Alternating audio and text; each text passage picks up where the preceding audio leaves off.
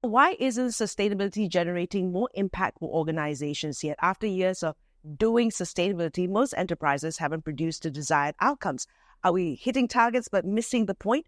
Spending on sustainability reporting exceeds spending on sustainability innovation by 43%. That's according to the latest report from IBM Institute for Business Value, How to Create Business Value with Embedded Sustainability. Now, this study is based on a survey of 5,000 C-suite executives across 22 industries and 22 countries, including ASEAN, Malaysia, Singapore, Thailand, Philippines. I'm here with Arun Biswas, Managing Partner, APAC Strategic Sales and Sustainability Consulting, to talk a little bit more about this. So, good to see you, Arun. But let me go back to that first point, right? Spending on sustainability reporting exceeds spending on sustainability innovation by 43%. So many organizations are approaching sustainability as an accounting or reporting exercise rather than a transformation play. So doing sustainability does not equate to being more sustainable, but organizations that embed sustainability throughout their operations show better sustainability and financial outcomes. So they're 52% more likely to outperform their peers on profitability with a 16% higher rate of revenue growth. So can you explain the difference between doing and embedding? Yeah. So first of all, thank you. And this is a great question. I was one of the co-authors of the study. And we actually have the study across 22 different countries and 20 industries. And the findings were quite consistent. Right. What we found was there were most of the organizations were approaching this from a compliance mindset. They are almost like checking the box. And therein lies the problem. Right. Whereas we saw that if you take a different approach and actually start looking at sustainability as part of your operations, looking at how you embed it deeply into your strategy, into your workflows, into your processes, in the way you make decisions every day, you get a much better outcome. And you quoted some statistics on that, right? Like we found that these organizations are not only able to outperform their peers on sustainability metrics, but also on business metrics like profit and higher rate of revenue growth. But the key to this is to take a completely different approach and not treat it like a silo function in an organization, but embed it more deeply. Right. And what are the challenges and opportunities to turn sustainability ambition into action in the region? Is this lack of know-how? Or only accountants are looking at this? Yeah, I would say there are three key challenges. And if you address those challenges, they become opportunities. And this is not just from the study, but from my own experience with working with several clients across the region. The first challenge is data usability. Most organizations are not able to draw insights from their existing enterprise data. And the first challenge they face is really collecting, consolidating, and extracting value from that data. And to keep in mind, sustainability data is complex. It's not like financial accounting data.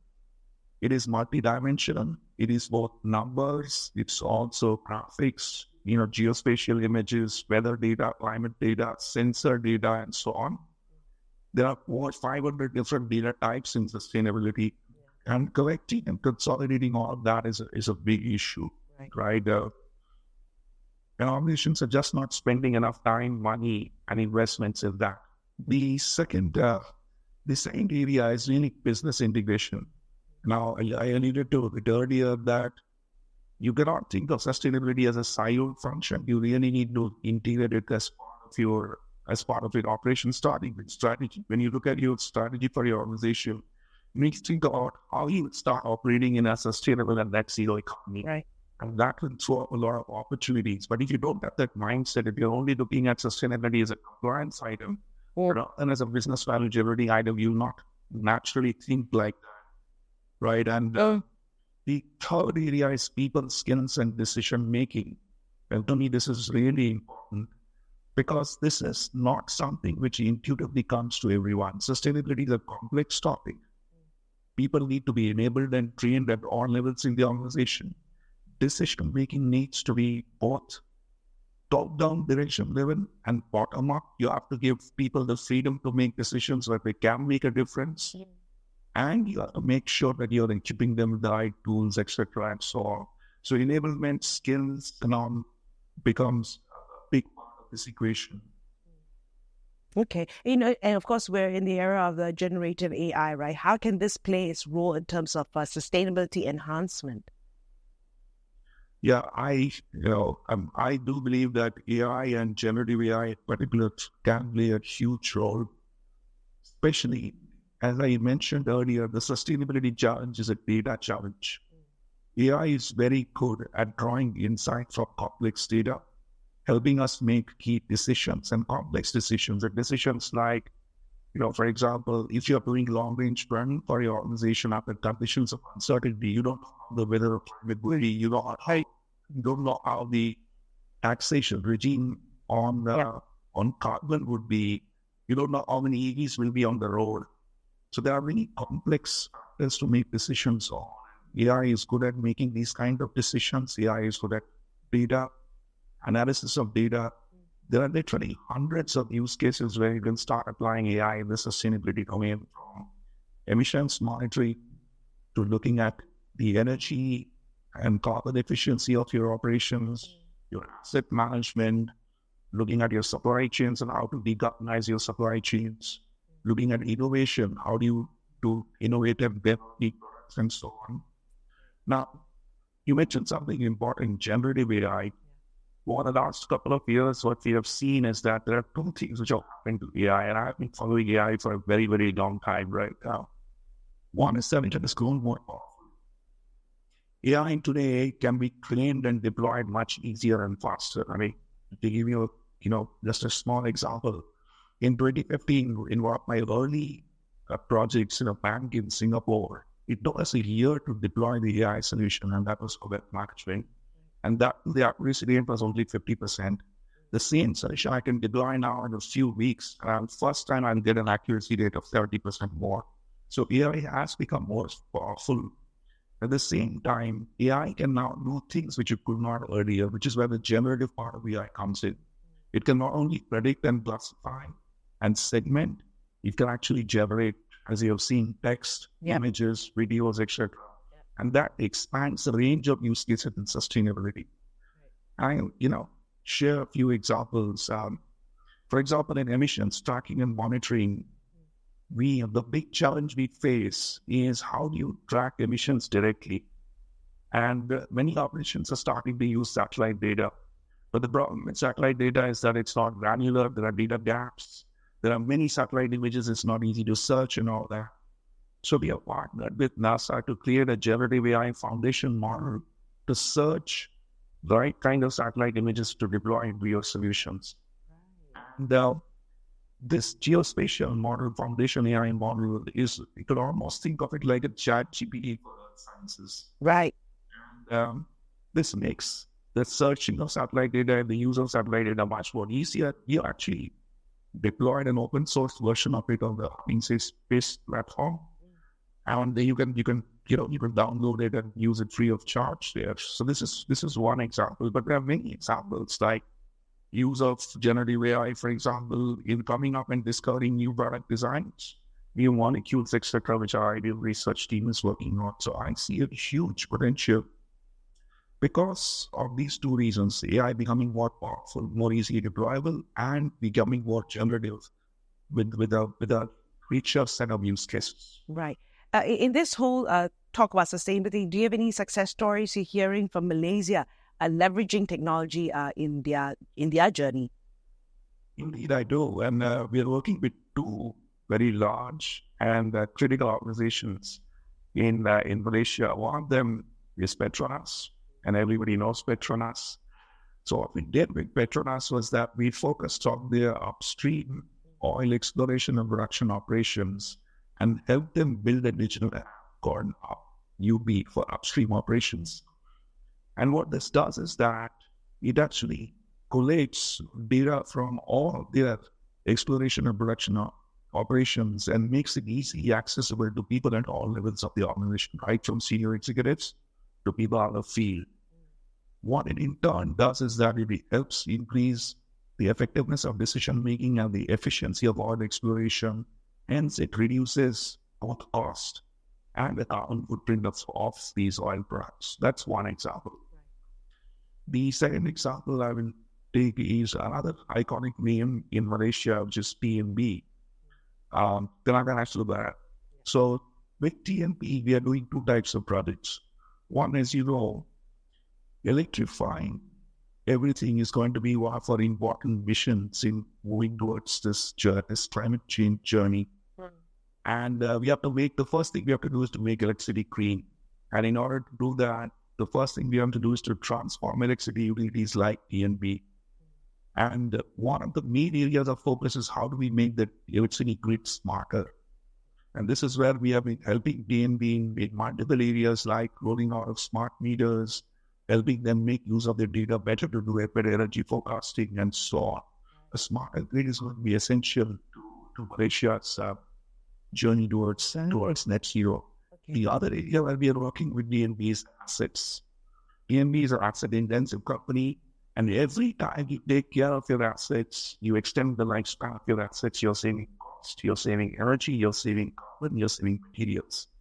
So we have deployed an asset management solution based on IBM Maximo, and that is helping DNB make much better use of their assets across their life cycle.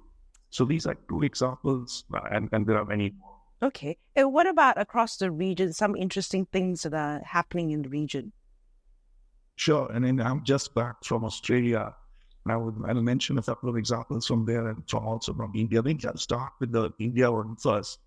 One of the most challenging sectors to decarbonize is steel making, as you know. Yeah.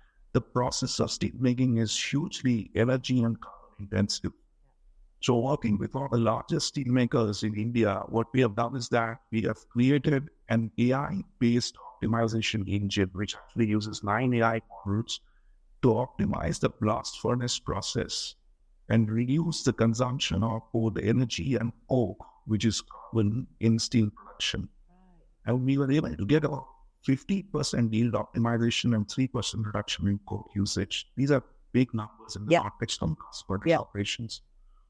So this is a great example because, as you know, changing from blast furnaces to electric arc furnaces is a huge capital investment. Not many steel makers have the ability to do it.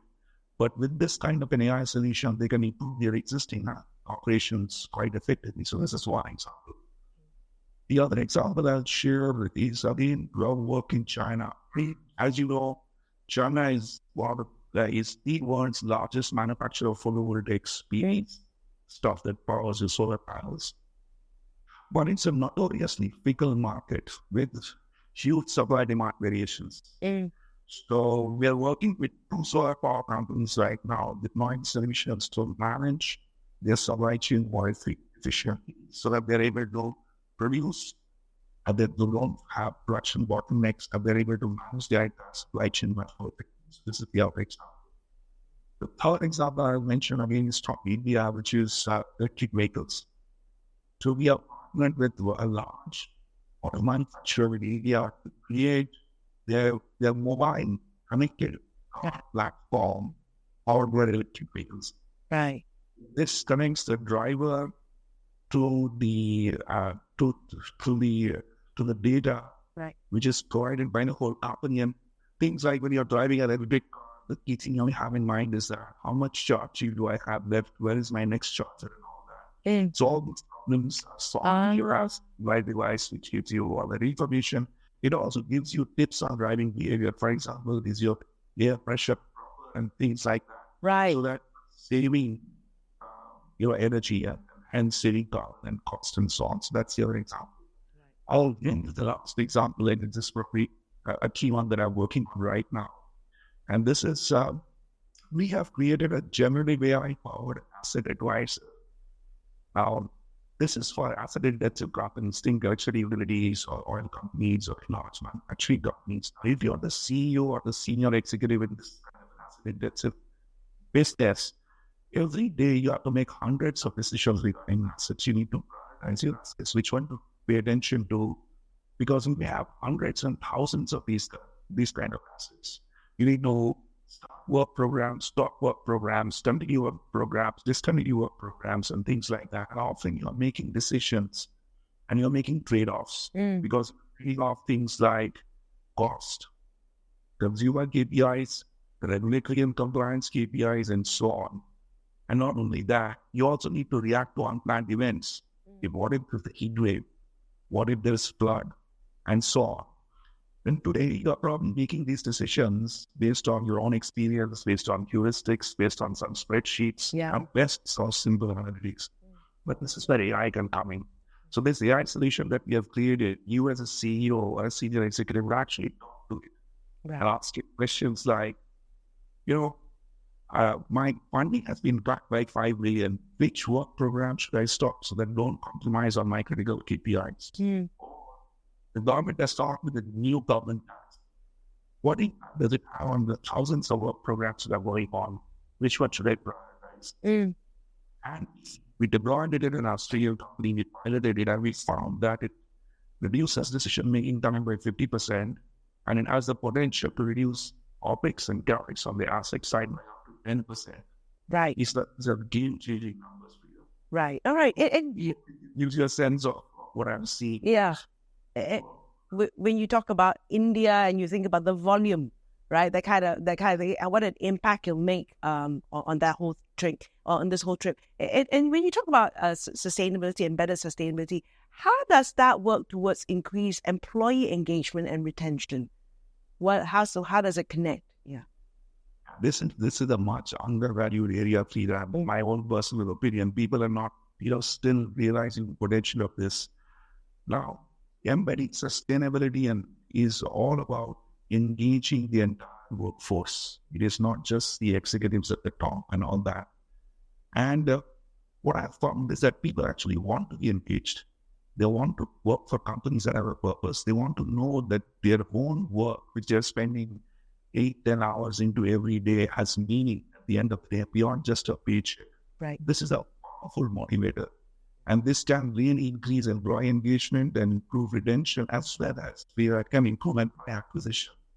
Young people are attracted to work with companies who have this as a core purpose. Yes. So to me, that's why I come back and say that it is critical to embedding, that you engage the entire workforce. It has these kind of massive benefits and employee engagement, retention, ability to acquire. And it is much undervalued because people have still not grasped the power of this. It's such a simple thing, right? But slow. Right. And I'm thinking, your children, my children, they are connected to companies like this, right? I mean, and one of the suggestions from the report said to allocate decision rights on sustainability to the appropriate levels of the organization to drive maximum impact and not centralize all decision-making at the top. It's easier said than done. Yes, it is. It is. Look, it is not easy.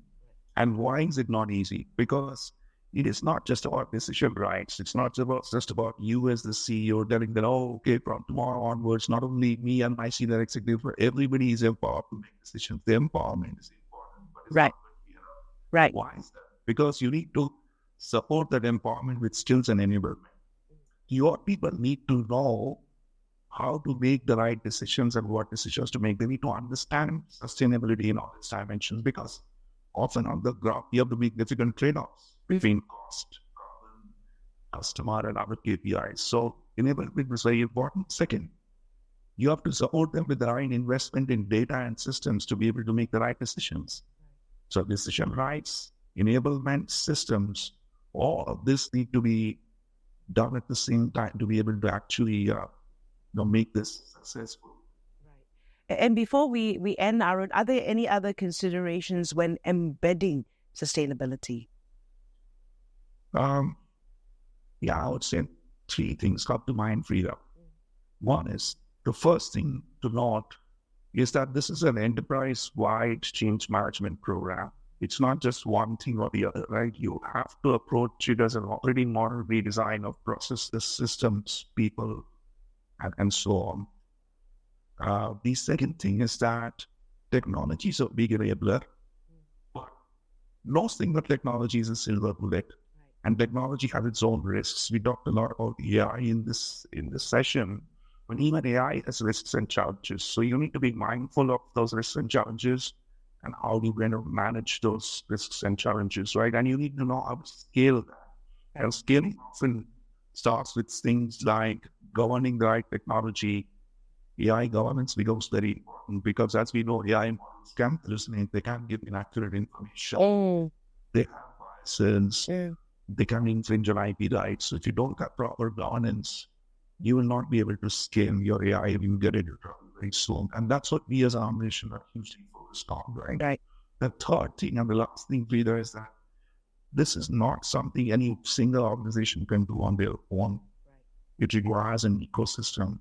So embedding sustainability is not just about embedding it in your own organization.